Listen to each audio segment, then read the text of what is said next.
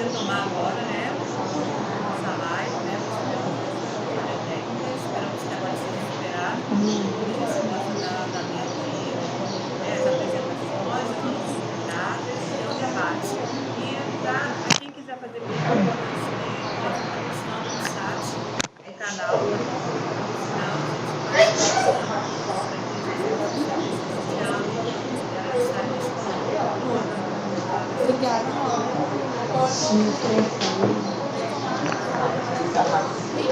Eu posso fazer convidado. Novamente ressaltar e desejar a vocês virtualmente nessa tarde. Tá ouvindo?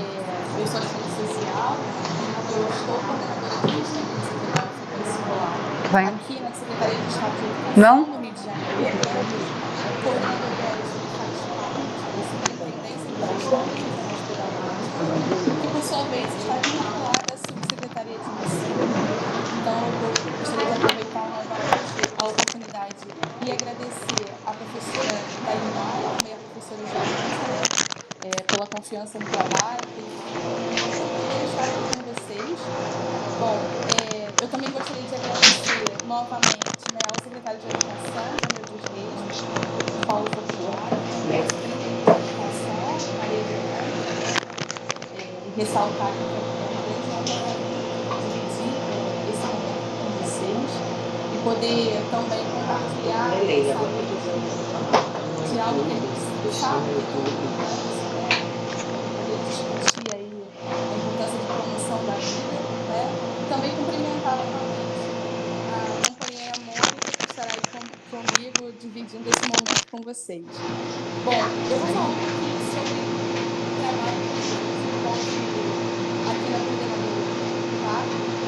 Vocês possam entender a presença nessa tarde.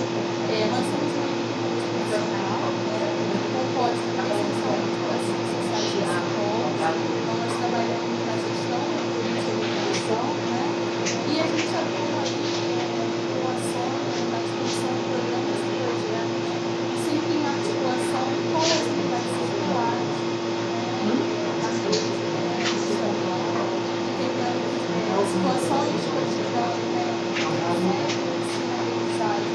elas passam ali o dia a dia das escolas e que situações são essas, Situações de violação de direitos, situações de risco social, situações de saúde mental. Então a gente trabalha entendendo também que a escola ela não deve dar conta sozinha, de todas as demandas. Então a gente trabalha no fomento da articulação com rede, na articulação com a rede socioassistencial. E daqui a pouco eu explico um pouco mais para vocês sobre isso.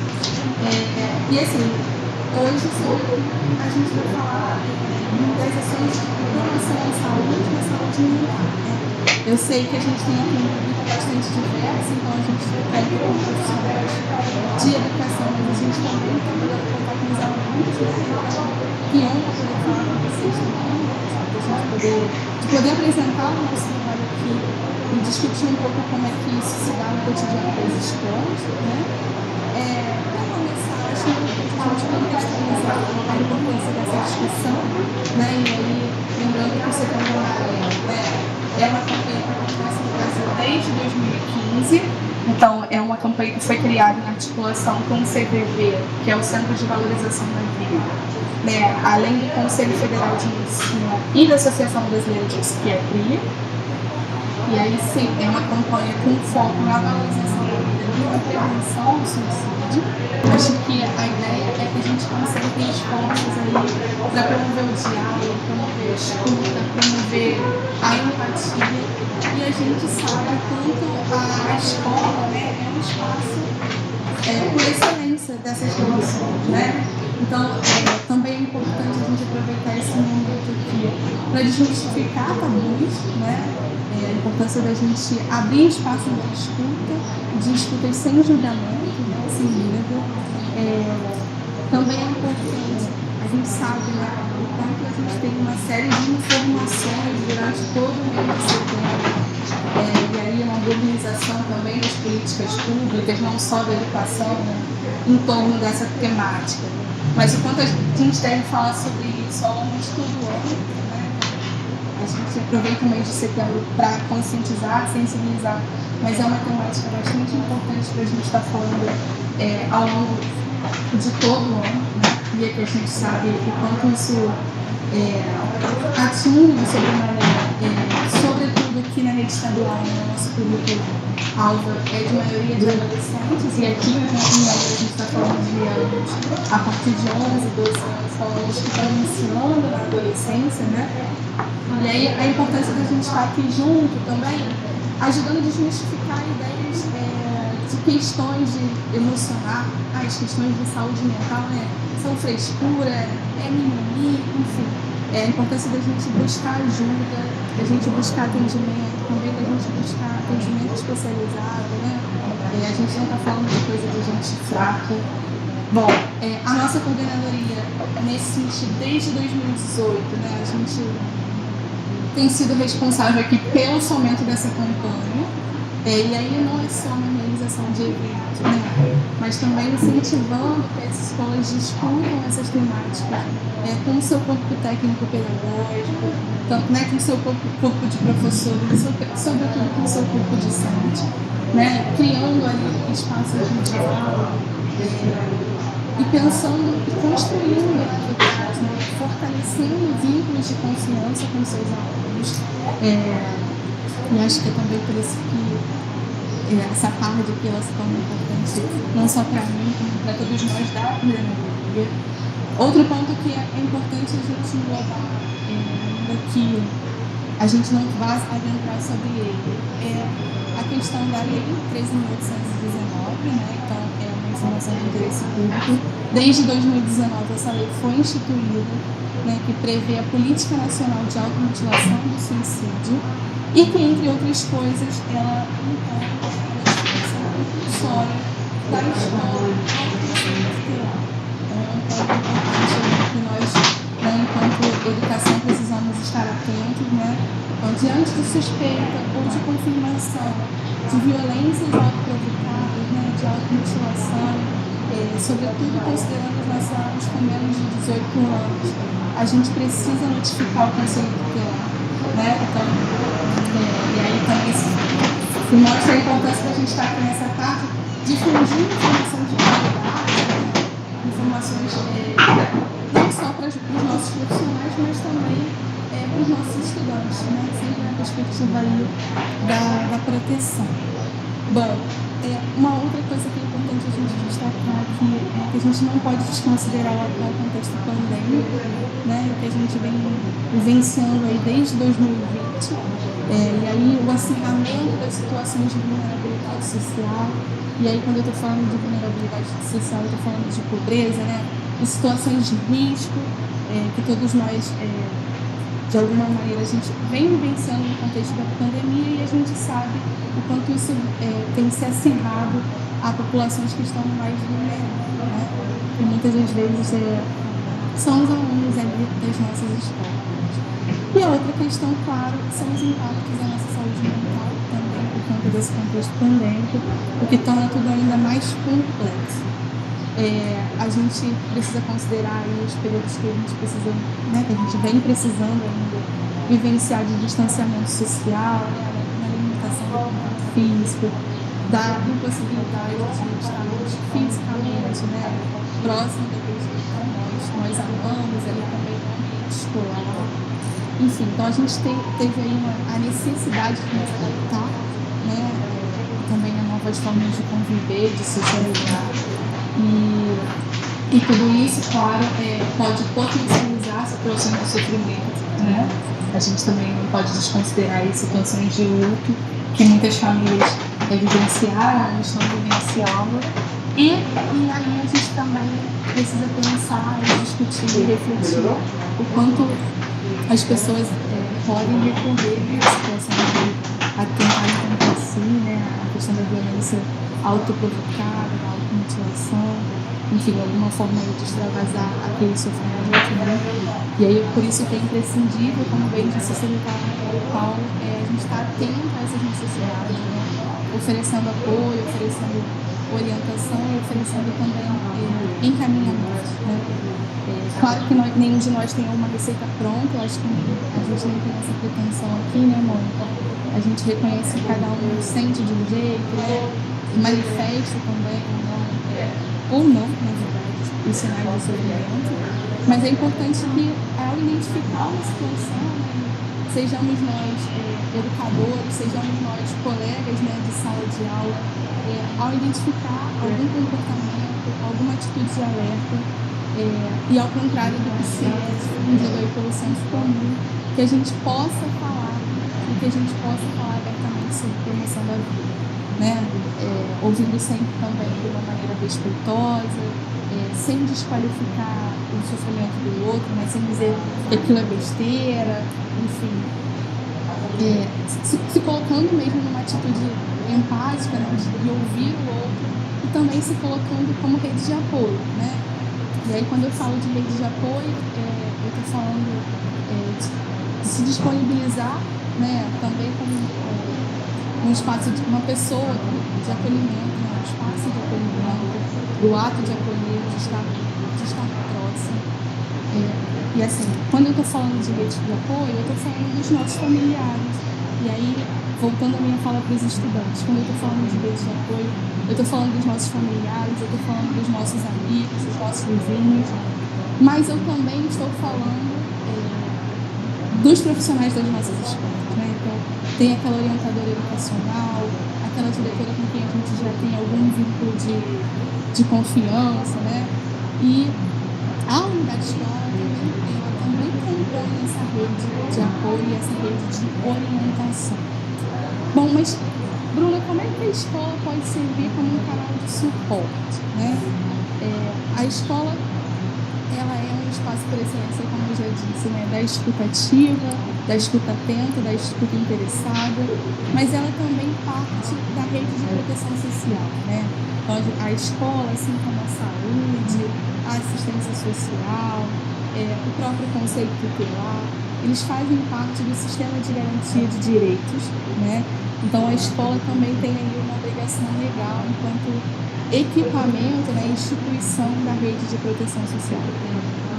E aí, tanto os alunos quanto os seus familiares, né, os seus responsáveis, é importante que eles tenham na escola essa referência e que a escola funcione também como uma ponte de articulação com as outras políticas públicas, né? Como eu disse lá no início da minha fala, a escola ela não vai dar e não deve dar conta sozinha de uma determinada situação, mas ela pode, a partir dela, em que esse aluno, né, pode ser encaminhado para a política de assistência, para a política de saúde. Então, identificada uma situação de sofrimento psíquico, é importante ali a escola também como referência. E a gente sabe o quanto a nossa comunidade escolar como um todo tem a escola ali, geralmente tem a escola como um ponto de referência, como uma relação de confiança, né? Outra questão que a gente não pode deixar de considerar é a complexidade da adolescência, e aí o quanto é importante, por meio de ações pedagógicas mesmo, fomentarmos, né, o protagonismo dos jovens e dos adolescentes. E uma das estratégias que a gente tem usado aqui na Secretaria de Educação é o fomento aos grêmios estudantis. Então, tendo o grêmio ali, a gente sabe, né, que o grêmio ele representa o interesse dos estudantes na unidade escolar, mas ele também pode funcionar como ponto de apoio, ele também pode funcionar no planejamento de ações, né, de ações preventivas, de ações de conscientização. Então, com atividades que não falem não só apenas sobre o Setembro Amarelo, né, como outras temáticas em torno da saúde mental. Aqui na SEDUC a gente trabalha também por meio da representatividade estudantil, com fomento de ações sobre bullying, né? Então, fomento de oficinas, de rodas de conversa sobre bullying, cyberbullying, por exemplo, homofobia. A gente trabalha também a questão do racismo, e a gente sabe, né, conforme alguns estudos, o quanto isso também pode, o quanto essas situações, né, podem potencializar o sofrimento dos adolescentes. Então, o Grêmio aí também como um canal bastante importante de fomento de ações no ambiente escolar, né? E também como referência para os demais estudantes. Bom, e a outra questão que eu vinha falando para vocês, que é a questão do protagonismo, né? Então, assim, é o empoderamento por meio de ações pedagógicas, o empoderamento e o protagonismo desses adolescentes, dessas crianças e desses jovens, na medida que possam facilitar o pensamento crítico, o pensamento reflexivo, né? Da atual situação, inclusive deles, de vivência, e também, né, na elaboração dos seus projetos de vida. Bom, então, assim, entendendo o Grêmio também aí contribuindo, gente, na construção coletiva, né, para a gente combater ou diminuir aí práticas racistas, homofóbicas, sexistas, né, atitudes coercitivas, e o Grêmio sendo esse canal de apoio bastante importante. Bom, e nesse sentido também, né, ter na escola ali o desenvolvimento de projetos de valorização da vida, então, de rodas de conversas, de concursos, né, de palestras, músicas, enfim. Pensar em diferentes estratégias que estimulem, né, o fortalecimento dos vínculos, mas também que estimulem o diálogo e a comunicação, né? A comunicação aí como chave imprescindível quando a gente fala da temática do Setembro Amarelo, né? Como eu estava falando para vocês também do Conselho Tutelar, acho importante a gente ressaltar, né, que as situações de violências, né, inclusive das violências autoprovocadas, né, as situações de tentativas de suicídio e, claro, de suicídio consumado, elas devem ser comunicadas ao Conselho Tutelar, mas também ter esse parceiro, assim, na perspectiva de construir estratégias que colaborem na garantia de direitos, né? Na garantia de direitos da criança e do adolescente, que colaborem efetivamente para o cumprimento do ECA. E aí, vocês, alunos, vocês sabem o que é o ECA? Vocês conhecem o Estatuto da Criança e do Adolescente, né? Então, aí também é um importante instrumento, né, que vocês devem conhecer e respaldar, né? É um respaldo, na verdade, né, na garantia de seus direitos, né, enquanto crianças, enquanto adolescentes e enquanto cidadãos, né? Bom, eu falei do Conselho Tutelar, mas é claro, né, aqui a gente trabalha no fomento da articulação com os demais equipamentos. Quando eu estou falando de equipamentos, eu estou falando das outras instituições ali. E aí a gente não pode deixar de considerar a rede de atenção psicossocial, né, que é composta pelas unidades básicas de saúde. Então, quando eu estou falando de unidade básica de saúde, eu estou falando daquele posto de saúde perto da escola ou perto da sua casa, né, das estratégias de saúde da família e também dos centros de atenção psicossocial, que é o equipamento onde a gente costuma orientar, né, que a escola, identificada uma determinada situação, encaminhe seus alunos. Bom, os CAPs, né, que são os Centros de Atenção Psicossocial, eles são unidades públicas, né, unidades do SUS, então unidades públicas de saúde que oferecem ali o suporte local para aquela população daquele determinado território. Então, ali a gente sempre trabalhou no fomento de que a escola articule com o centro de atenção psicossocial ali mais próximo, né, ali no entorno da escola. É importante ressaltar aqui que é um equipamento de porta aberta, então vocês não precisam entrar no sistema de regulação de vagas, enfim. É um equipamento que, indo até ele, vocês serão atendidos, né? Se não atendidos, encaminhados a partir de determinada situação, tá?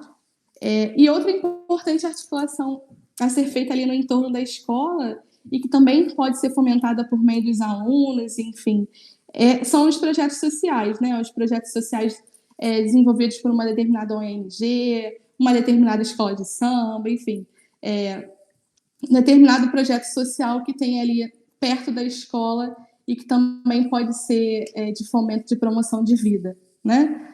Bom, o Paulo também ressaltou, e é importante a gente considerar aqui, o Centro de Valorização da Vida, né, o CVVIA, que é uma associação civil sem fins lucrativos. O CVV ele atua de forma voluntária, então voluntária, gratuita. Tem um canal pelo telefone, mas também tem no site, tem um chat Então, aqueles que se sentem mais à vontade falando, né, precisem buscar ajuda, podem usar o número, né, o 188, mas aqueles que preferem digitar aí na era das redes sociais, enfim, aqueles que preferem digitar também podem receber esse atendimento via chat.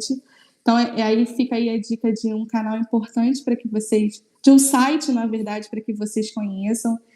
É bastante rico em informações, né?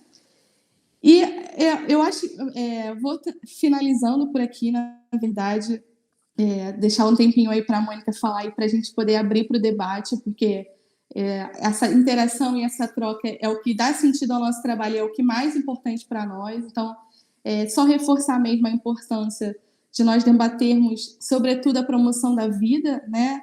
E debatermos isso nas nossas escolas, estarmos atentos aos sinais de alerta, então, estarmos atentos aos sinais de alerta dos colegas, né?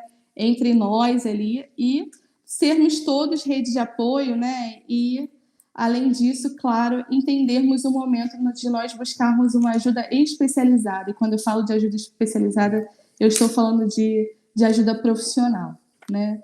Vocês não estão sozinhos, né? Não sofram em silêncio, entendam a unidade escolar como rede de apoio mesmo, né?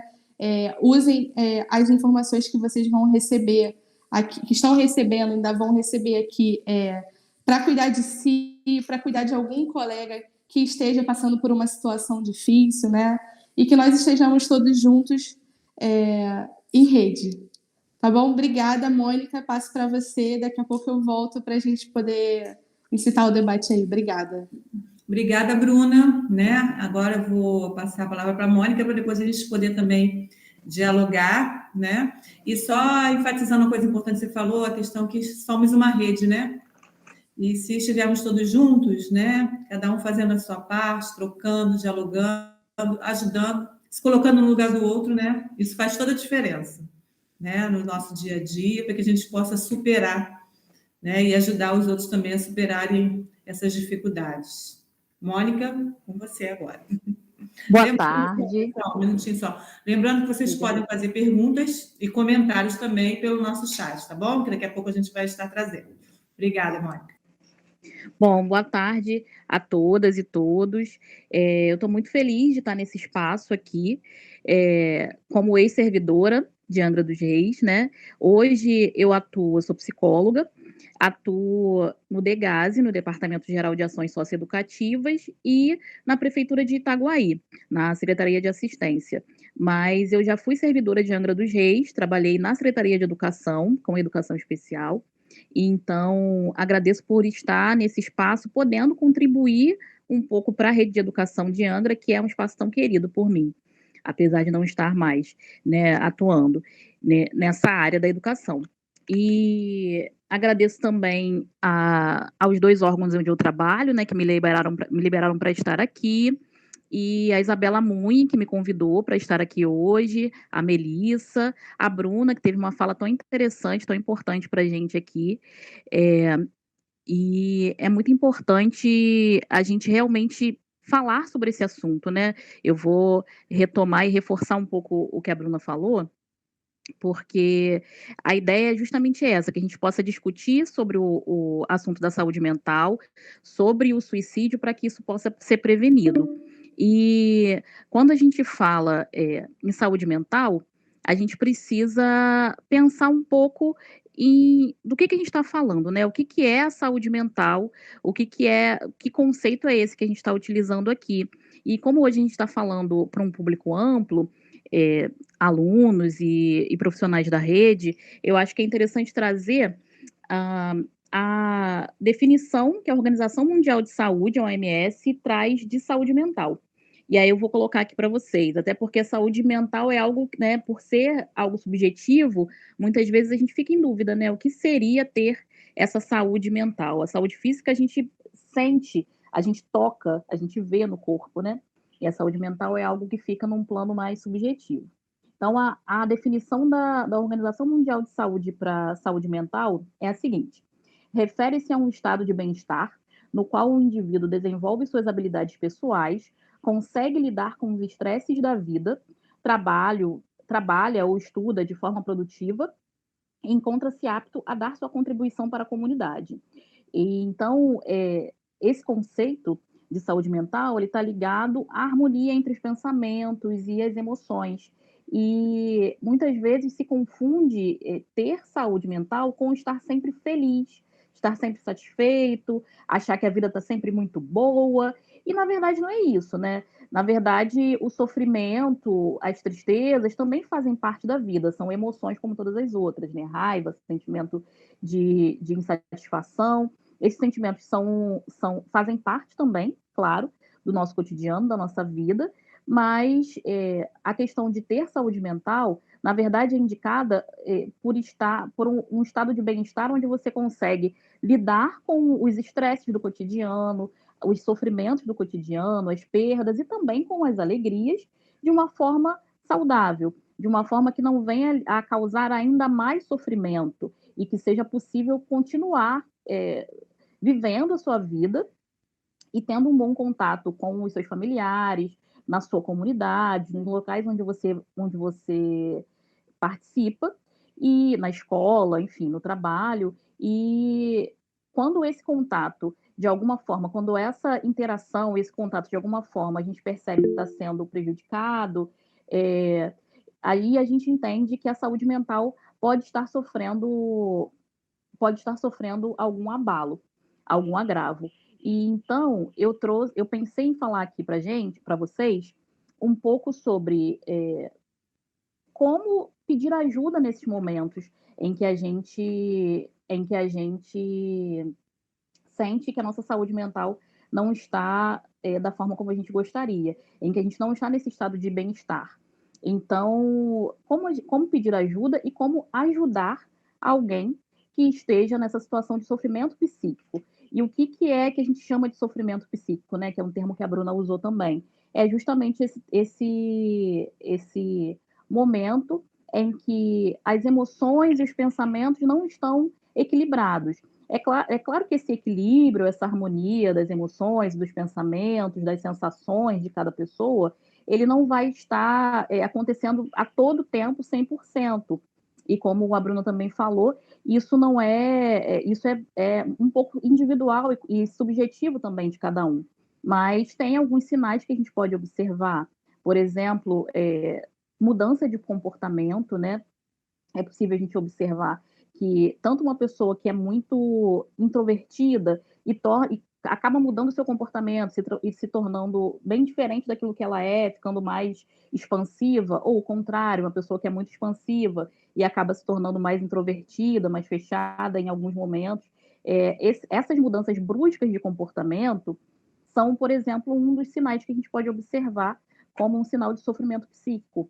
E isso é possível que qualquer pessoa que convive com alguém que está em sofrimento pode observar. E é importante a gente entender que para auxiliar e acolher alguém que está em sofrimento psíquico, a priori, né, a princípio, não são só os profissionais da saúde, não são só os profissionais da educação que vão acolher, né? São também as pessoas que estão no seu entorno. E aí, muitas vezes, esse apoio, essa ajuda, é exatamente olhar para aquele sofrimento, olhar para aquilo que a pessoa está passando, sem julgar, sem colocar como algo menor, como algo sem importância, porque nós não podemos dizer uma receita fechada, como exatamente o que vai causar um sofrimento psíquico em cada pessoa. Muitas vezes, aquilo que pode ser um gatilho, como a gente usa, né, essa expressão, de sofrimento para algumas pessoas, acaba não sendo para outras. Isso tem muito a ver com a trajetória de vida de cada um, com a saúde de cada um, não só a saúde física, mas também a saúde mental, tem a ver com o ambiente em que as pessoas estão inseridas, a dinâmica da família e também com fatores genéticos, né? Existem alguns fatores de risco para os pensamentos de suicídio, que são fatores genéticos. O que é isso? Pessoas que já têm na família alguém que tenha passado por uma questão de sofrimento muito intensa, ou alguém que tem algum tipo de transtorno mental ou neurológico. Não é uma determinação, né? Não é todo mundo que tem essas questões na família que vai desenvolver no futuro esses transtornos, mas é um fator de risco que a gente deve observar.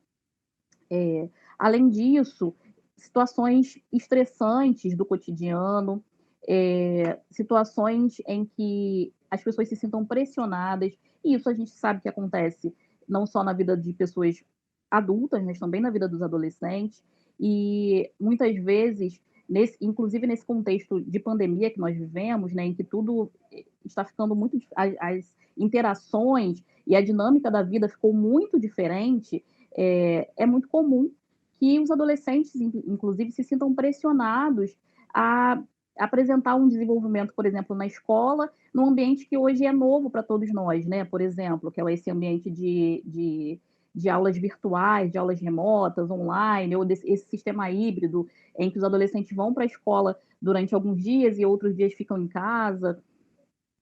Existe também a questão, para os que têm um pouco mais de idade, do vestibular, do Enem, que também o contexto da pandemia dificulta esse estudo, dificulta a concentração, né? Então, tudo isso, toda essa dinâmica que nós estamos vivendo também, não só individualmente, mas enquanto coletivo, né, social, isso também tem afetado muito tanto as pessoas mais velhas quanto os adolescentes.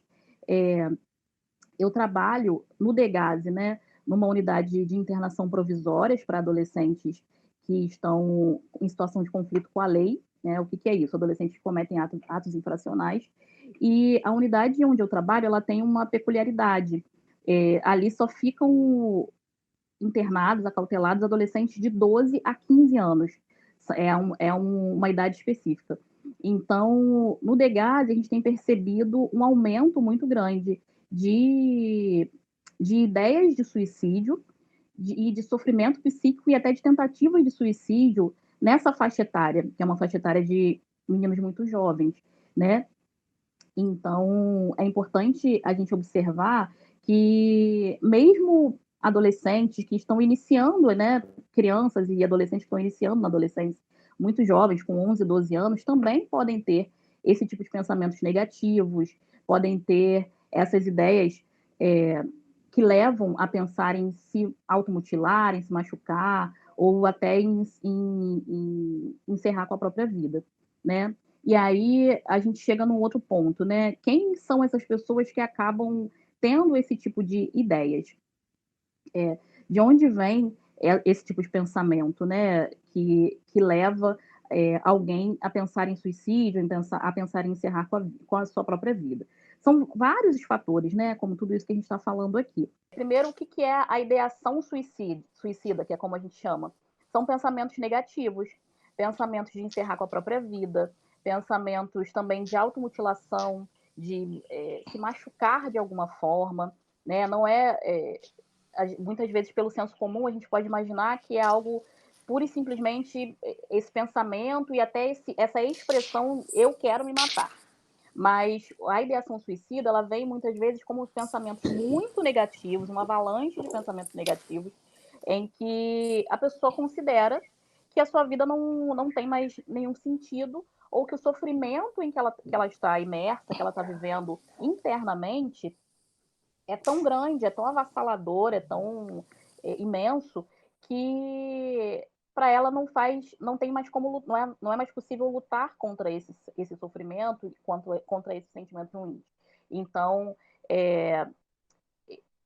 muitas vezes é associado o pensamento suicida a um pensamento a uma ideia de fraqueza ou de desistência. Na verdade, em geral, são pessoas que já estão há muito tempo lutando contra um sofrimento, né? Estão há muito tempo lutando contra pensamentos negativos e transtornos mentais aí diversos, e estão imersas nesse sofrimento há tanto tempo que se sentem já cansadas de lutar contra isso e pensam que não é mais possível, né, continuar nessa luta. E aí, por isso, também a ideia de que a gente possa falar, conversar e mostrar para essas pessoas que elas não estão sozinhas, né? E tem-se também muito a ideia de que as pessoas que vão pensar em suicídio são pessoas que estão num quadro de depressão profunda e sempre muito prostradas, muito mal, vão demonstrar isso dessa forma. Mas muitas vezes são pessoas que, aparentemente, né, para os que estão no entorno, estão bem, e muitas vezes são pessoas que até colocam, assim, mascaram o seu sofrimento com uma expressão de alegria, pessoas bem-humoradas no seu cotidiano, mas que não encontram acolhimento, não se sentem à vontade para falar sobre esses seus pensamentos negativos, esses seus sentimentos que estão ali internos, né? E por isso a importância da gente colocar esse tema como algo que pode ser falado, né? Existe também esse tabu de que se a gente fala de suicídio, a gente pode estar fomentando, dando essa ideia para as pessoas. Na verdade, o que é importante determinar, alguns países têm até leis em relação a isso, é que, não é importante a gente pensar, é que não é ético, né, que se divulgue, por exemplo, as formas de suicídio, como aquilo aconteceu, como que a pessoa fez isso, porque isso seria puro sensacionalismo, assim, não seria, não teria função nenhuma noticiar, por exemplo, esse tipo de coisa. Mas é importante falar sobre os dados, né, sobre quem são as pessoas que estão cometendo mais suicídio, os dados que os órgãos de saúde, que o SUS acaba proporcionando para a gente entender e conhecer como que isso acontece. Né? Hoje no Brasil o suicídio vem crescendo muito entre os jovens, né? Entre os adolescentes e jovens adultos. Então é importante que a gente saiba disso para que a gente possa falar um pouco mais, né? Entender que qualquer pessoa está sujeita, mesmo aquelas pessoas que a gente considera que talvez não tivessem nesse grupo aí de quem está sofrendo, né? Essas pessoas também podem estar sujeitas a isso. Eu vou dar um exemplo aqui de um caso que me chamou bastante atenção, que é do Michael, que é um jogador de futebol do Flamengo. Ele é um jogador, né, que está num time enorme, está fazendo bastante sucesso na carreira, ele tem 25 anos hoje, e no ano passado saiu na mídia, né, ele falando sobre as questões dele em relação à depressão. E aí eu vou ler um trechinho aqui da fala dele, de uma entrevista que ele deu para o jornal Lance. Ele fala assim: eu tive depressão ano passado, sofri muito com isso. Na época, eu estava no hotel, quis me suicidar. Me vieram pensamentos muito ruins e eu queria saber como era me jogar do prédio. E ele estava, isso foi ano passado que ele contou sobre isso, ele estava num momento bom, assim, né? Ele estava já jogando no Flamengo. E quando ele fala que quando, depois disso, né, que ele teve esses pensamentos, que ele queria saber, e foi esse pensamento que ele teve, ele não pensou exatamente como a gente pode imaginar, né? Ah, eu quero me matar. O pensamento foi esse: como seria me jogar da janela desse prédio? E isso foi muito assustador, né? É assustador a pessoa se sentir invadida por um pensamento como esse. E aí, nesse momento, ele busca ajuda da esposa, de outras pessoas do clube, né? E amigos e amigos do clube, outros colegas de trabalho que estavam ali.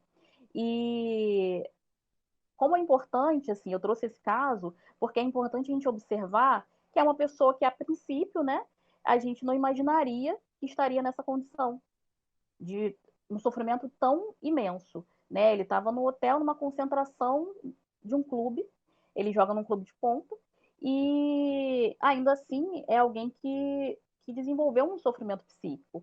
Né? Podem ter vários fatores associados a isso, mas a ideia é justamente mostrar isso, que a gente pode estar em sofrimento psíquico, mesmo que aparentemente tudo que está no nosso entorno esteja bem, né? Assim, a condição financeira, o emprego, tem uma vida familiar, uma vida, tem um cotidiano de bom relacionamento com a família, com os amigos, e mesmo assim isso pode vir, esses pensamentos podem vir, porque e quando eles vêm, eles estão associados muitas vezes a algum tipo de transtorno mental, né? A depressão, ansiedade ou mesmo doenças neurológicas, como transtorno de déficit de atenção, hiperatividade. Então, alguns quadros de saúde mesmo mental ou alguns quadros de doenças neurológicas podem trazer essas ideias. E aí são pensamentos que invadem mesmo a mente das pessoas, e aí é o momento de buscar ajuda.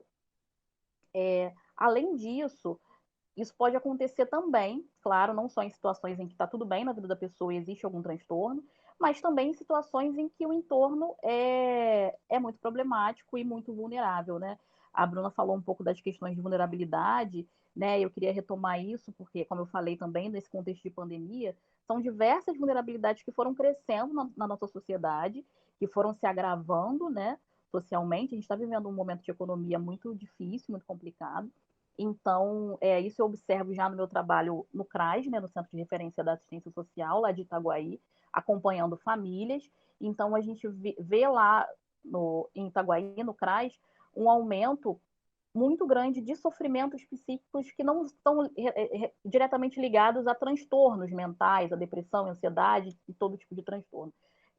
Mas são sofrimentos ligados à questão de vulnerabilidade social, a questões, né, em que as pessoas estão se sentindo desamparadas, né, os filhos fora da escola durante muito tempo por conta da pandemia, muita dificuldade de conseguir emprego, mesmo qualquer tipo de trabalho informal. Então, tudo isso acaba agravando o sofrimento e trazendo também esses pensamentos muito ruins e todas essas ideias de se auto-infligir um sofrimento, né? E trazendo isso para o contexto escolar, né? Quem está nas escolas são os adolescentes, principalmente nas escolas públicas, são os adolescentes, as crianças que vêm dessas famílias, que estão aí nesse contexto de pandemia, muito vulnerabilizadas, passando por diversas necessidades. Então, isso pode sim aparecer nesse contexto da escola de alguma forma. Então, é importante que a gente possa não que isso vai ser tratado pelo profissional da escola, ou que aquele amigo que vai observar isso e vai entender que o colega está ali sofrendo de alguma forma, não é que essas pessoas tenham a função de cuidar disso, né, diretamente. Claro que isso vai ser cuidado por um profissional de saúde, mas quem está mais próximo inicialmente é quem acaba percebendo, né? Como eu falei, as mudanças bruscas de comportamento, um comportamento que muda muito de repente, uma agressividade que surge teoricamente do nada, ou uma prostração, um desânimo, tudo isso pode ser entendido como sinal de sofrimento psíquico. E ainda que não seja, a gente só vai saber se perguntar, se acolher, se conversar, né? Então, como eu falei, muitas vezes as pessoas estão aparentemente bem, felizes, conversando, e não mostram o sofrimento psíquico que elas têm, não mostram o sofrimento que elas estão levando internamente, por entenderem que podem ser ridicularizadas, que podem ser hostilizadas, principalmente nesse momento da adolescência. Eu lido muito com isso no Degase, dos meninos que nunca tiveram nenhuma questão de saúde mental, chegam naquele contexto de privação de liberdade, de isolamento, e acabam se sentindo acabam sentindo um sofrimento e uma angústia muito grande, e eles colocam assim: olha, eu não quero ser tratado como maluco, eu não quero que digam que eu sou estranho, que eu não sou normal, e a gente acaba conversando em diversos momentos com todos eles justamente sobre isso, sobre esse acolhimento, né? Porque às vezes é um momento em que se está passando por uma situação muito difícil, e ainda que não tenha ali um transtorno mental instalado, diagnosticado, aquele sofrimento pode trazer, sim, pensamentos e sensações muito ruins. E isso não quer dizer que, né, se possa dizer pejorativamente daquela pessoa que ele é maluco, ou que ele é estranho, ou que ele não deveria estar assim, né? O que a gente sente, os nossos sentimentos, as nossas emoções, eles são sempre válidos, porque são nossos. E eles vêm das nossas vivências, das nossas interações, daquilo que nos foi ensinado na nossa família, dos valores que a gente recebeu. Vem também, muitas vezes, das negligências que essa criança, esse adolescente possa ter passado, né? Então, é importante, e eu acho que isso que é uma das coisas mais importantes que a gente precisa deixar como mensagem aqui para vocês, é que esses sentimentos e essas emoções precisam ser validadas, assim. É preciso que tanto os profissionais quanto os próprios colegas, né, vocês adolescentes que estão aí nos assistindo, que quando vocês percebam que um amigo não está muito legal, assim, vocês possam, de uma forma tranquila, assim, sem criar muito alarde, sem fazer disso algo muito grande ou dramático, mas chegar perto e perguntar: como você está? Né? A gente não tem muito esse hábito hoje em dia no cotidiano de perguntar como o outro está e de parar para realmente ouvir como você está, o que você está sentindo, como é que você está hoje. Isso é importante, ter esse momento entre nós, né, entre as pessoas que convivem juntas, de observar o outro, de acolher o outro e de enxergar o outro como um ser que tem as suas emoções, que tem as suas particularidades, isso é muito importante. E muitas vezes na adolescência a gente fica com aquela sensação de que precisa mostrar que é forte, que é, que é descolado, que é legal, que é uma pessoa que consegue resolver os seus problemas, que já é autônomo, que não precisa de nada. E isso pode atrapalhar que você acolha um amigo ou que você seja acolhido, né? Isso pode, esse tipo de sensação que realmente, assim, socialmente, isso às vezes é muito, em geral, é muito fortalecido, às vezes até pelas famílias, né? Você tem que ser forte, você tem que enfrentar, você tem que ser, você tem que lutar pelas suas coisas, sim, tem, mas estar cansado, ter necessidade de ser acolhido, necessidade de um abraço, de ouvir uma palavra de apoio, isso não é ser fraco, isso não é ser uma pessoa menor que as outras, isso é ser humano. Enquanto seres humanos, a gente vai ter todos os tipos de momentos ao longo da nossa vida. Momentos em que a gente vai se sentir mais fortalecido, momentos em que a gente vai se sentir um pouco mais enfraquecido, momentos em que a gente vai estar ali para apoiar uma outra pessoa, momentos em que a gente vai estar ali para ouvir outras pessoas, mas também momentos em que a gente vai precisar se expressar e ser ouvido. E isso realmente assim não é algo que seja ensinado, né, assim, na nossa sociedade, né, assim, na nossa sociedade aqui brasileira, a gente não tem muito esse hábito de conversar e falar de sentimentos. A gente acaba passando muito por cima disso. E principalmente nas classes mais populares, né, na classe trabalhadora, que todos nós aqui pertencemos, a gente tem muito hábito de privilegiar as ações mais concretas. Isso é bom, né? Isso é necessário, mas a gente precisa também ter o hábito de sentar e conversar e falar isso aí desde a infância. E falar sobre o que a gente sente acaba prevenindo qualquer situação de agravo e de sofrimento psíquico, né? De agravo de transtornos mentais e de sofrimento psíquico. A saída, assim, por mais que a gente não tenha, né, realmente uma receita de bolo, mas a saída é conversar, é falar, é acolher, é olhar o outro nos olhos, né? A gente está nesse contexto aí de pandemia, de muito tempo de isolamento social, de distanciamento. Isso fez com que muitas pessoas se sentissem muito mais sozinhas e desenvolvessem transtornos mentais e sofrimentos diversos.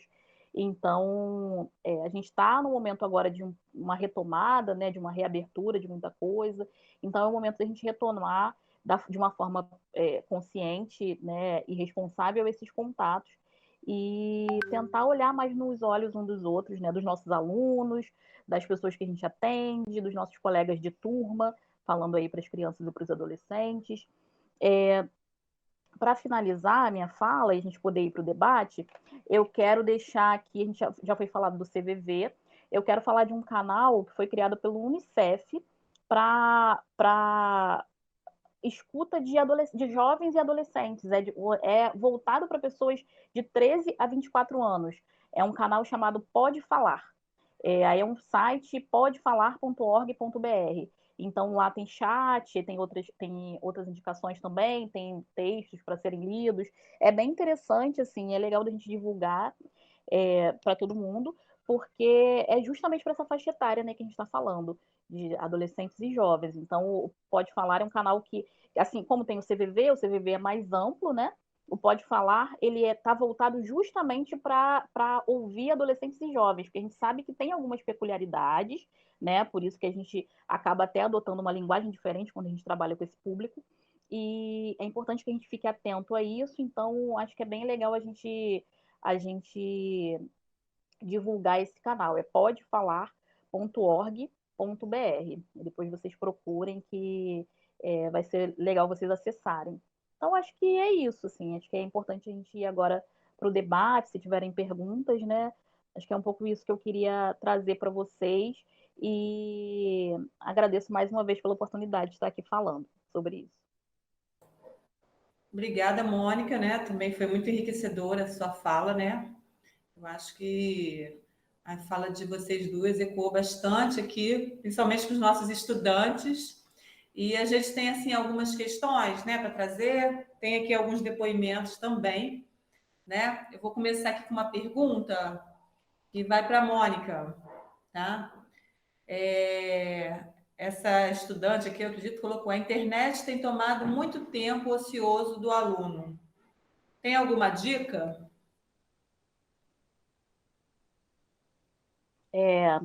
Bom, acredito que seja a dica para ficar menos na internet, talvez, e ocupar esse tempo ocioso com outras coisas. Assim, o que eu posso dizer é que às vezes a gente demoniza um pouco, né? Aquilo que os estudantes, que os adolescentes fazem. Ah, a internet não é tão boa, tem muitos conteúdos ruins. É importante, sim, estar nesse espaço, porque hoje não se vive mais sem internet, né? A gente está aqui, inclusive, né? Provando isso, esse nosso encontro sendo virtual. Mas eu acho que a dica, assim, que eu costumo colocar, primeiro é diminuir mesmo, assim, objetivamente o tempo que se fica nas plataformas e nas redes sociais, enfim, otimizar esse tempo, porque às vezes a gente passa, e aí não só os jovens, né, nós adultos também, às vezes a gente passa o dia inteiro se ocupando do nosso trabalho, dos nossos estudos e ao mesmo tempo estando nas redes sociais. Então, o que eu posso dar de dica, assim, é diminuir um pouco esse tempo e talvez colocar estipular um tempo máximo no dia para que se acesse a internet, as redes sociais que a pessoa gosta de acessar, e principalmente observar os conteúdos, né, que estão sendo acessados, porque existem, assim como existem canais que não vão acrescentar muita coisa, existem, como a gente falou aí do CVV, do Pode Falar, existem muitos canais em que, através da internet, é possível acessar histórias, é possível acessar músicas, é possível acessar conteúdos outros, né? Que não só aquele conteúdo básico das redes sociais, que é você vendo muito a vida das outras pessoas. E isso, assim, essa pergunta me fez pensar um pouco nisso também, porque hoje um dos fatores de estresse para as pessoas, principalmente as mais jovens, que são as que acessam mais as redes sociais, é essa interação com os colegas, enfim, com os conhecidos, com outros, através das redes sociais, onde se posta muitas fotos, né, Instagram, vídeos, né, TikTok, Facebook, e ali se coloca muito aqueles momentos mais interessantes da vida, os momentos mais legais, bonitos, felizes, é claro, a gente quer mostrar foto, a gente quer colocar coisas bonitas, interessantes e legais para compartilhar. E muitas vezes os jovens têm essa coisa, e não só os jovens, os adultos também, têm essa sensação de que quando veem o outro numa foto ou num vídeo, algo muito divertido, tem aquela sensação de que, então só eu estou aqui me sentindo em sofrimento. Só eu não estou bem, só eu tenho problemas, está todo mundo se divertindo, todo mundo feliz. Então, é bom diminuir um pouco de rede social e também parar para refletir que as redes sociais são uma expressão da nossa vida. Elas não são a nossa vida, né? Sim, e tem muitas pessoas, muitos jovens principalmente, acabam encarando a rede social como é, toda a sua vida, né? Tudo é feito através da rede social. Então, o ideal é diminuir um pouco o tempo, entender que aquilo ali é só uma das partes da vida, é só aquilo que o outro quer mostrar, e a gente sempre quer mostrar o que tem de melhor, né? Então, acho que é isso.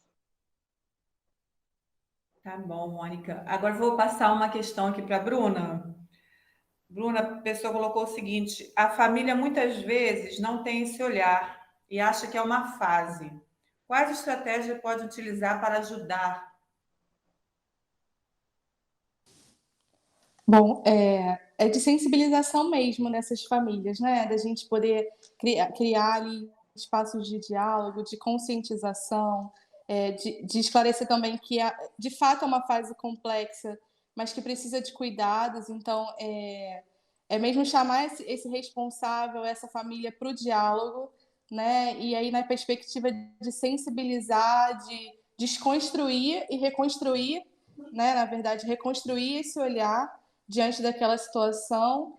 E, claro, a gente também não pode E também estabelecer o papel da escola enquanto proteção, né? Então, assim, também esclarecer junto àquela família qual é o nosso papel, né, como rede de proteção, e aí das necessidades dos encaminhamentos que a gente também precisa fazer enquanto rede de proteção. Então, o primeiro passo, claro, é na perspectiva de sensibilizar aquela família, né, de desconstruir e reconstruir esse olhar e esclarecer o nosso papel diante disso enquanto educação. Estão chegando no chat muitas falas, né, principalmente de agradecimento, né, pela fala de vocês. Então, assim, tem muita coisa que não vai dar o tempo de a gente colocar aqui, mas aí eu selecionei aqui uma fala, que aí eu acho que vocês duas poderiam estar comentando, porque eu acho que ela toca em pontos importantes das falas de ambas, né? É o que fazer quando a pessoa tem problemas na família, problemas psicológicos e problemas para socializar. Só queria ser normal, poder rir que nem os outros fazem. Não quero mais esses problemas, me sentir mal, mas todo dia me sinto. Eu achei que ficou bem marcante, eu acho que toca em vários pontos aí, né? Que vocês falaram, e também, de certa forma, um pedido de ajuda, né? Na verdade, é muito importante quando a pessoa consegue estar externalizando isso, colocando para fora, escrevendo, né? No caso. Sim, assim, eu vou começar falando então. Realmente, essa fala é um pedido de ajuda. E quando a pessoa escreve assim, eu queria ser normal, isso foi, acho que o que mais me impactou aqui nesse momento. Porque a gente tem a tendência, e isso não é assim, simplesmente por ignorar o que é transtorno mental ou o que é sofrimento psíquico. Isso é uma tendência social, isso é muito difundido na nossa sociedade, né, que a gente vive, a achar que quem tem alguma questão de sofrimento, de pensamentos ruins, ou se sente mal internamente, não é normal. E aí a gente pode passar a se perguntar isso, né? O que é ser normal? Quem é normal? Né? Assim, essa é uma palavra que durante muito tempo foi usada, inclusive, para oprimir as pessoas, para dizer que alguém era normal e que outras pessoas não eram. Então, é uma palavra muito problemática, inclusive, para nós que trabalhamos com saúde mental, né? Até com educação. Então, estar sofrendo e estar precisando de ajuda não faz com que você não seja normal. Você é uma pessoa, um ser humano, e até porque, como eu tinha falado antes, sofrer, ter transtornos mentais ou ter sofrimentos psíquicos, isso é inerente ao ser humano, só o ser humano tem isso, né? Os outros seres vivos, animais, por exemplo, não têm isso. Nós temos um cérebro que funciona, que faz com que a gente pense, e esse cérebro em alguns momentos nos traz esse tipo de sofrimento. Né? Isso faz parte do ser humano e isso vai estar na vida, o sofrimento vai estar na vida do ser humano em vários níveis, né? Maiores ou menores, ao longo da existência, assim, desde que a gente nasce até o momento que a gente morre, faz parte. Então, você que escreveu isso, você é normal, mas está em sofrimento. O que eu posso dizer é que é importante que você tenha conseguido falar sobre isso, né, escrever sobre isso. É importante pedir ajuda, principalmente para quem está mais próximo, e aceitar essa ajuda e aceitar ajuda profissional, né? É, é importante que quem está perto acolha, mas é importante também que se direcione isso para um serviço de saúde. E como a Bruna falou, né, assim, tanto o Centro de Atenção Psicossocial, que aí ele tem uma diferenciação né, do CAPS, tem o CAPS infanto-juvenil, né, se for esse o caso, se for alguém até 18, até 17 anos, e tem o CAPS de adultos, né, então essa é a diferenciação. A pessoa pode acessar o centro de atenção psicossocial ou um posto de saúde mais próximo de casa e pedir um atendimento. Isso não é né, não é desmerecer, não é se desmerecer, não é se colocar numa posição de não ser normal, é se colocar numa posição de alguém que precisa de ajuda, que tem uma questão, que tem um problema e precisa de ajuda. Quando a gente tem problemas físicos, por exemplo, que estão ali no nosso corpo aparentes, né, assim, um machucado, quebra um braço, a gente não se questiona se a gente deve ou não ir ao médico, se a gente deve ou não falar daquilo. Mas quando a gente tem um problema que é mental, que é interno, a gente fica se questionando: será que eu devo falar? Será que eu sou normal? Será que as pessoas vão achar estranho? Será que vão zombar de mim? E assim, mesmo que não haja um acolhimento, como a gente está falando aqui na família, né? A pessoa citou aí problemas com a família, mesmo que não haja esse acolhimento na família, certamente no Sistema Único de Saúde, numa unidade básica de saúde ou num centro de atenção psicossocial, esse acolhimento vai acontecer. É isso também. Gostaria só de reforçar a fala da Mônica, né? Procurar, sim, ajuda especializada, né? E o CAPES, como a Mônica bem ressaltou, é um equipamento de portas abertas, então, que vocês têm condições de buscar essa ajuda. Lembrando que se você tiver idade inferior aí a 17, né, a 18 anos, também é importante estar dialogando com o responsável. Se tiver essa dificuldade de diálogo com o responsável, sinalizar isso também na escola. A gente vivencia situações assim.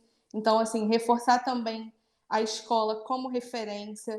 É claro que a escola não vai dar conta, a escola não tem essa obrigação de dar conta sozinha da situação, mas a escola pode te referenciar para aquele determinado equipamento da saúde que vai poder cuidar da situação.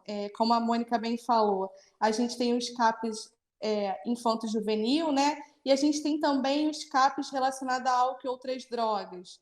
Mas como os CAPs eles trabalham também de acordo com a quantidade de pessoas ali que residem naquele território, vocês podem não encontrar um ou outro. Então, assim, quando não tem o CAPS infanto-juvenil ou aquele relacionado a situações de álcool e outras drogas, o CAPS, né, ele vai abranger toda essa população.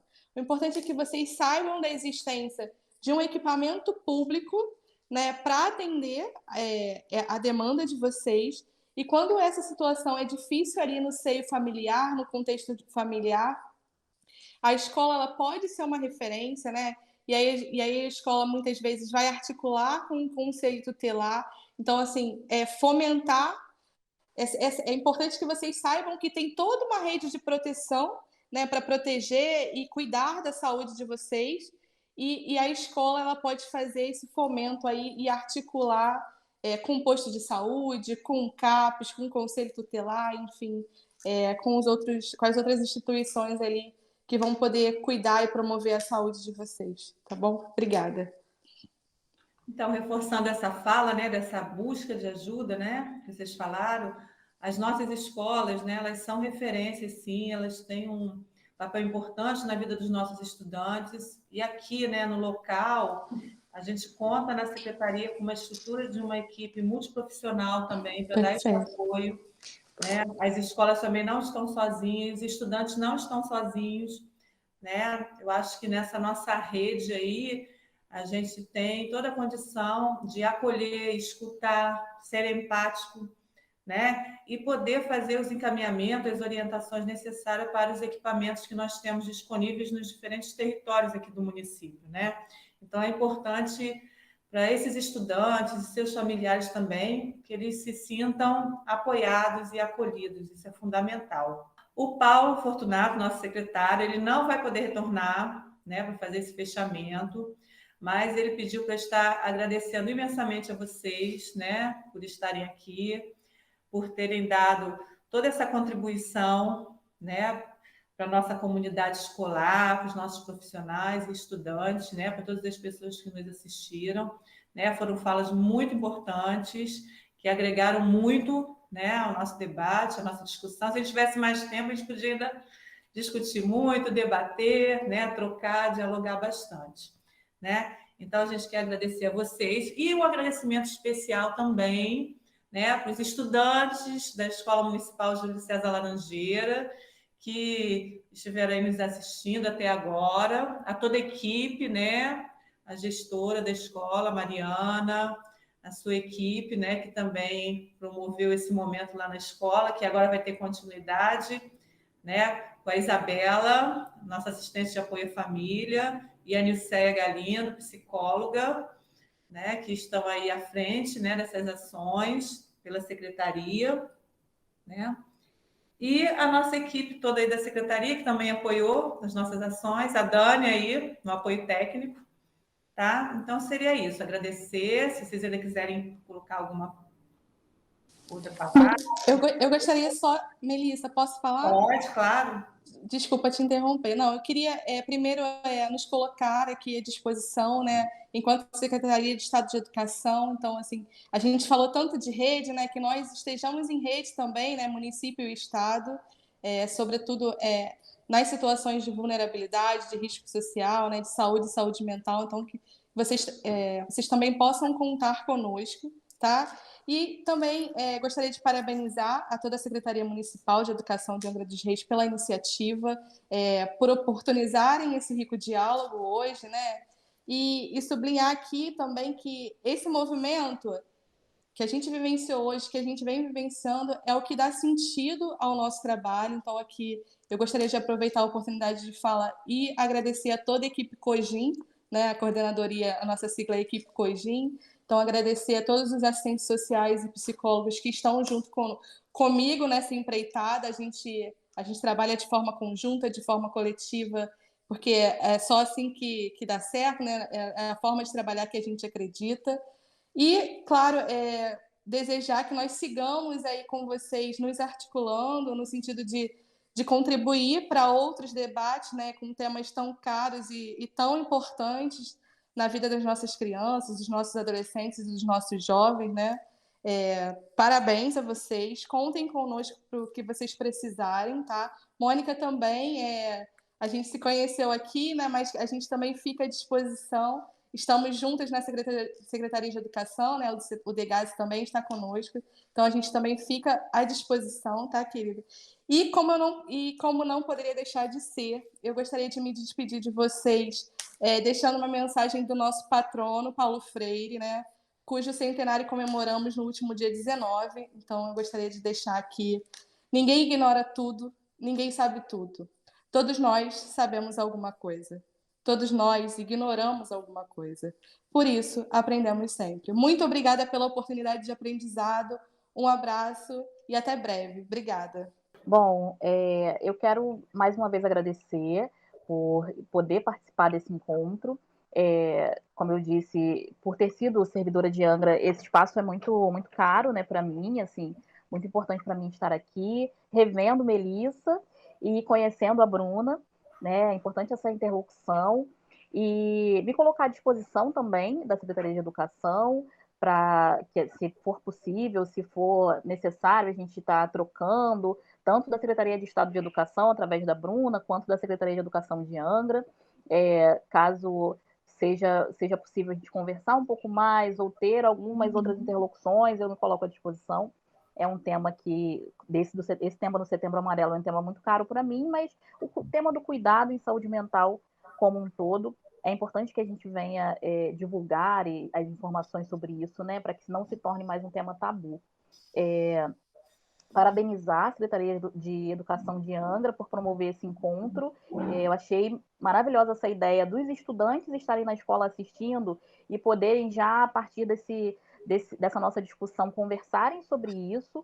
Então, eu quero deixar um abraço muito apertado para todos os estudantes e colocar para vocês que vocês não estão sozinhos. Esse movimento todo está sendo feito para vocês, tanto para vocês quanto para a comunidade escolar, para que vocês sejam recebidos e acolhidos em suas necessidades, né? Como já foi falado aqui, a escola não vai resolver as questões, mas a escola é sim um lugar de proteção, é um lugar de cuidado, é um lugar de acolhimento.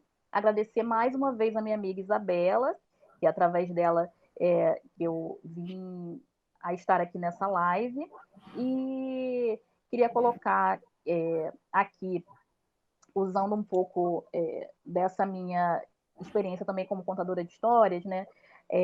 Eu gosto muito de uma frase da Conceição Evaristo, que está presente em um dos contos dela, no livro Olhos d'Água, que é uma frase curtinha que ela coloca num contexto em que de duas crianças que vivem numa comunidade, numa situação muito precária, e eles falam entre si: a gente combinamos de não morrer.